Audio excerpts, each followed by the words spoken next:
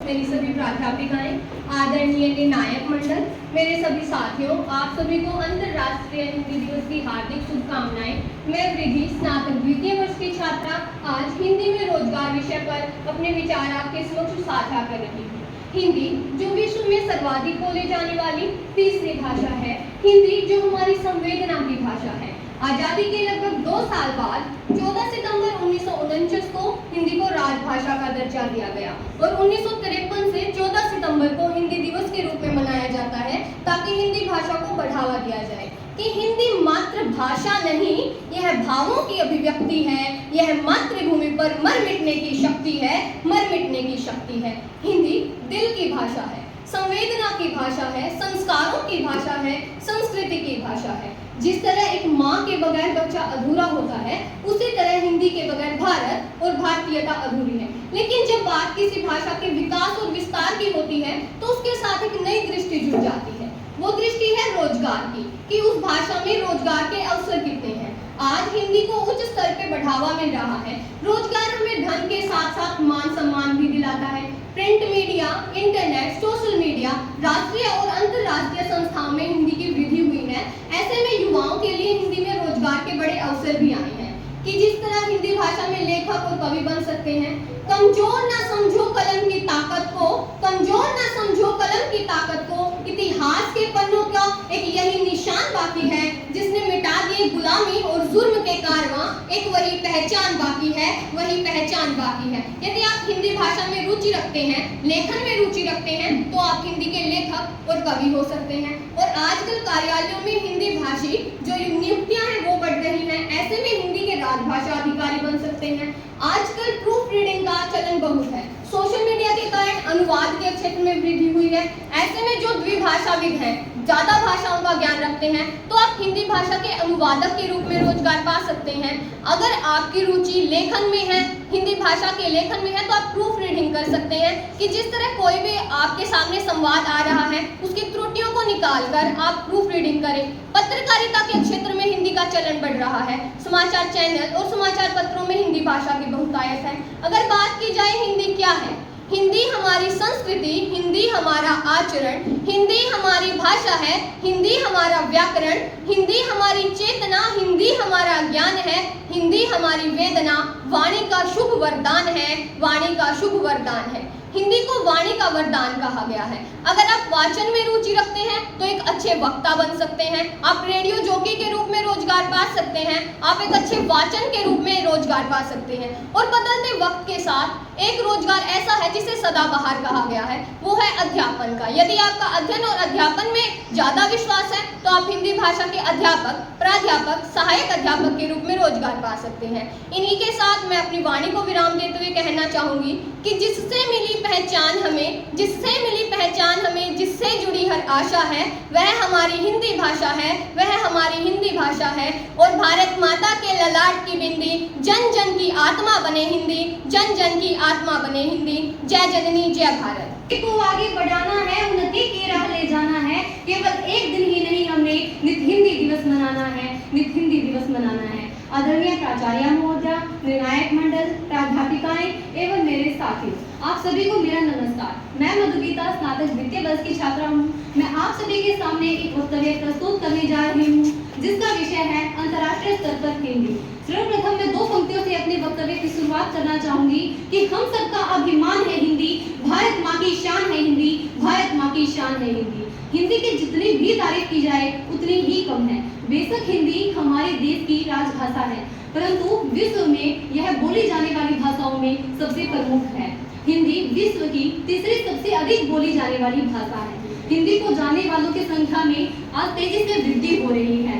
वैश्विक स्तर पर बहुत सारे लोग हिंदी को बोलते हैं, लिखते हैं और पढ़ते हैं। हिंदी भाषा शुद्ध और वैज्ञानिक भाषा है और वैश्विक स्तर पर इसे शुद्ध भी इसीलिए माना गया है क्योंकि हिंदी के एक अक्षर से एक अलग ही ध्वनि निकलती है और एक बिंदु का भी अपना ही महत्व है और किसी अन्य भाषा में यह वैज्ञानिकता नहीं पाई जाती है।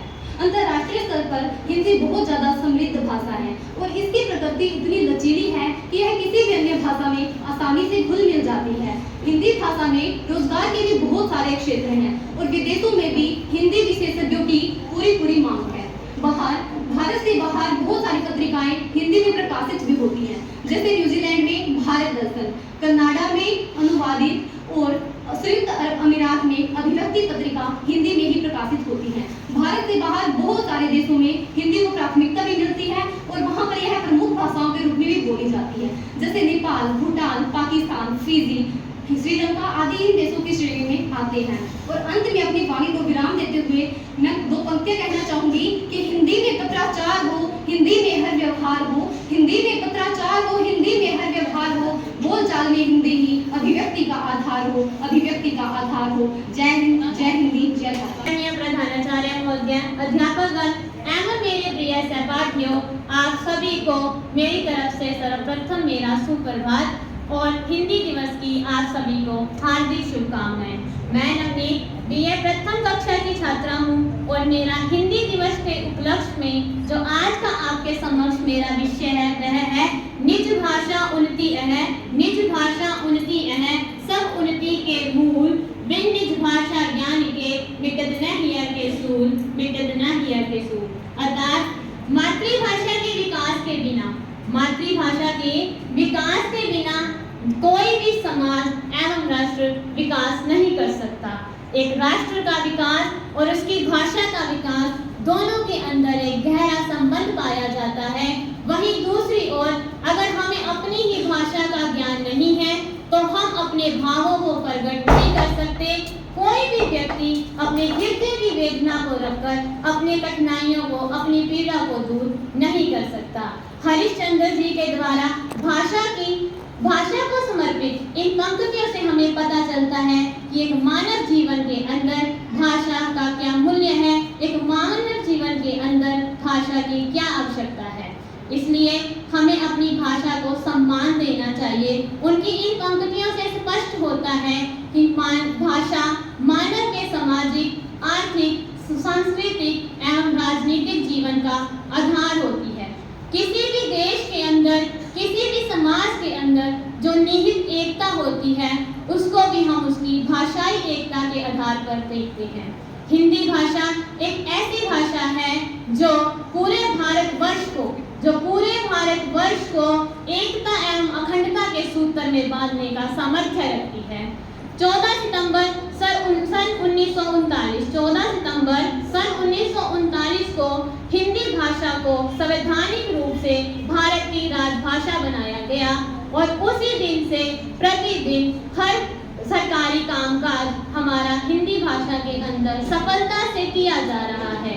लेकिन और उसी दिन से 14 सितंबर को हम हिंदी दिवस के रूप में मनाते हैं और पूरे देश के अंदर, पूरे विश्व के अंदर ही यहाँ तक कि क्या किया जाता है, हमारी भाषा का प्रचार प्रसार किया जाता है।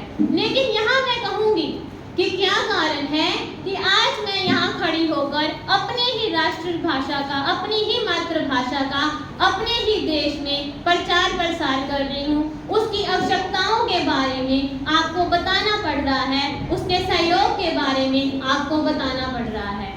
आजकल मानसिकता ही कुछ ऐसी हो चुकी है। एक समय था जब हिंदी भाषा को न केवल भारतवासियों के द्वारा बल्कि भारत से बाहर रह रहे वर्गों के द्वारा भी सम्मान दिया जाता था। लेकिन आज क्या स्थिति है? आज हमारे देश के अंदर भी हिंदी भाषा के स्थान पर अंग्रेजी भाषा को उच्च स्तर का माना जाता है। आज भारत के अंदर अंग्रेजी भाषा ने अपने पैर गड़ा लिए हैं और यही कारण है कि आज हमें हिंदी दिवस मनाना पड़ता है और उसमें हिंदी के महत्व को लोगों के सामने रखना पड़ता है। आज हमारी मानसिकता कुछ ऐसी हो गई है, आज समाज में हमारी मानसिकता ही कुछ ऐसी हो गई है। हम क्या सोचते हैं, अगर कोई व्यक्ति हमारे सामने खड़ा होता है, दो शब्द अंग्रेजी भाषा के अच्छी तरह बोल लेता है, अपने भावों को अंग्रेजी भाषा के अंदर अभिव्यक्त करना जानता है, हम उसे उच्च स्तर का एक योग्यतापूर्ण व्यक्ति मानते हैं। वहीं दूसरी ओर अगर कोई व्यक्ति हिंदी बोलता है तो उसको हम क्या कहते हैं, यहाँ तक कि मुझे शर्म आती है ये कहने में कि कुछ वर्ग के द्वारा तो हिंदी भाषा को पानी पूरी बेचने वालों की भाषा बता दिया जाता है और निम्न वर्ग की भाषा कहा जाता है। आज हम ही हैं जिन्होंने अपने ही देश के अंदर अपनी ही भाषा को एक दूसरे दर्जे की भाषा बता दिया है। हम कहते हैं कि अगर देखो हमने अपने ही देश के अंदर उसे दूसरे दर्जे की भाषा बना दिया है। वो वर्ग जो इसे पानी पूरी वालों की भाषा बताता है, मैं कहूंगी जरा याद कीजिए, हमने 200 साल अंग्रेजों की दास्तां को सहा है। अंग्रेजों से स्वतंत्र होने के लिए हमें कितना संघर्ष करना पड़ा। उस समय हिंदी भाषा ही थी जिसने हमारा पूर्णतः इसके अंदर योगदान दिया। स्वाधीनता की लहर को, लोगों को जागृत करने के लिए हिंदी भाषा का ही प्रयोग किया। इसलिए हिंदी भाषा को हमें सम्मान देना चाहिए, उसके प्रति हमें अपनी राष्ट्रीय भावना हमेशा रखनी चाहिए। मैं कहूंगी हमारी ही गलती है। आज हम विद्यालयों में देखते हैं कि अगर हर विद्यालय के अंदर अंग्रेजी माध्यम की मांग दिन प्रतिदिन बढ़ती जा रही है। हर रोज हर व्यक्ति की मांग है, हर माता पिता की मांग है कि हमारे विद्यालय के अंदर अंग्रेजी माध्यम हो, अंग्रेजी माध्यम में हमारा बच्चा पढ़े। वहीं हम देखते हैं कि अगर किसी घर में कोई अतिथि आते हैं तो अगर बच्चा 2 शब्द हिंदी के बोल के उन्हें कविता वगैरह सुनाता है तो हम क्या समझते हैं, माता पिता भी प्रसन्न होते हैं, बच्चा भी अपने आप को योग्य समझता है। हम भाषा के आधार पर ही आज बच्चों की योग्यता का आंकलन करते हैं। इसलिए वो हिंदी बोलने में लज्जा महसूस करते हैं, शर्म महसूस करते हैं। वो सोचते हैं कि अगर मैं अपनी बात को हिंदी में रखता हूँ तो सामने वाला क्या सोचेगा। इसी पर आचार्य चाणक्य जी ने कटाक्ष करते हुए कहा है कि कोई भी राष्ट्र तब तक पराजित नहीं होता जब तक वह अपने मूल्य एवं संस्कृति को बचाकर रख पाता है, जब तक वो उनको सभा में बैठे हैं और हिंदी नहीं जानते, वो इस संविधान सभा के पात्र ठहराने के लायक नहीं है। इस बात पर उनकी काफी वाद विवाद हुआ, इतना वाद विवाद हुआ कि बहुत ज्यादा मार पिटाई उस समय होने लगी थी। लेकिन फिर अंत में से यह निर्णय लिया गया कि हाँ, यह बात बिल्कुल सही है, संविधान को हिंदी में लिखा गया और अंत में उनकी बात को वीर भगत बहादुर की बात को माना गया। हमारे देश को अनेकता में एकता वाला देश माना जाता है। यहाँ पर बहुत सी अनेकता है, सिर्फ यहाँ पर सांस्कृतिक रूप से ही नहीं, प्राकृतिक। पूरे विश्व में तीसरी सबसे ज्यादा बोली जाने वाली भाषा है हमारी हिंदी। और हिंदी का महत्व इस बात से पता चलता है कि 200 से भी ज्यादा, मैं पूरे विश्व की बात कर रही हूँ, 200 से भी ज्यादा विश्वविद्यालय ऐसे हैं जहाँ हिंदी भाषा एक विषय के तौर पर पढ़ाया जाता है। हिंदी को हिंदू की पहचान है हिंदी, एकता की अनुपम परंपरा है हिंदी, हर दिलों का अरमान है हिंदी, हर दिलों का अरमान है हिंदी। तथा अनेक स्थानों पर इसके कार्यक्रम आयोजित किए जाते हैं ताकि